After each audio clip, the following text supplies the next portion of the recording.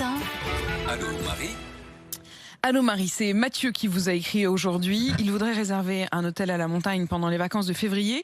Il voudrait savoir s'il pourra se faire rembourser en cas d'annulation. Ça va dépendre de la politique commerciale de l'hôtel en question. La plupart des hôteliers, se sont engagés à rembourser les clients en cas de fermeture des remontées mécaniques ou des stations, mais pas tous les hôtels. Donc si ce n'est pas le cas, Mathieu a deux autres solutions. Maintenir son séjour avec une remise, par exemple. Ça peut être sympa d'aller à la montagne, même sans faire de ski, mais pour ça, il faut qu'on ne soit pas confiné au moment des vacances, ou alors obtenir un avoir et reporter son séjour à une autre date, pourquoi pas au printemps ou cet été ou carrément l'année prochaine. En tout cas, il n'y a pas une règle unique pour les hôtels. Les conditions de remboursement dépendent de chaque gérant, comme pour les réservations chez des particuliers. D'ailleurs, c'est vraiment au cas par cas, au bon vouloir des propriétaires. Et si certains d'entre eux décident de garder une partie des sommes versées, une partie de l'acompte versé, eh bien, ils sont en droit de le faire. Ils ont parfaitement le droit de le faire. Et si on a réservé dans une résidence de vacances? Alors là, si vous êtes passé par un gros hébergeur, ça va dépendre encore une fois de la politique d'annulation de chacun. Pas de règle unique. Chez CGH, par exemple, vous serez remboursé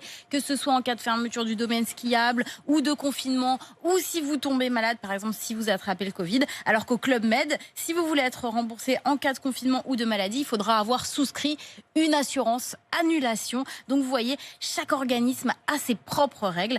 Donc vraiment un conseil, Mathieu, lisez bien les conditions de vente avant de réserver, parce que vous risquez sinon de tomber de haut, malgré le Covid, malgré parfois le reconfinement. En cas de reconfinement, il n'y a pas forcément de remboursement automatique. Et puis j'ai envie de dire à Mathieu, s'il n'a pas encore fait ses réservations, il est plus 1 ou 2 jours près, autant qu'il attend les décisions du gouvernement. Merci beaucoup Marie.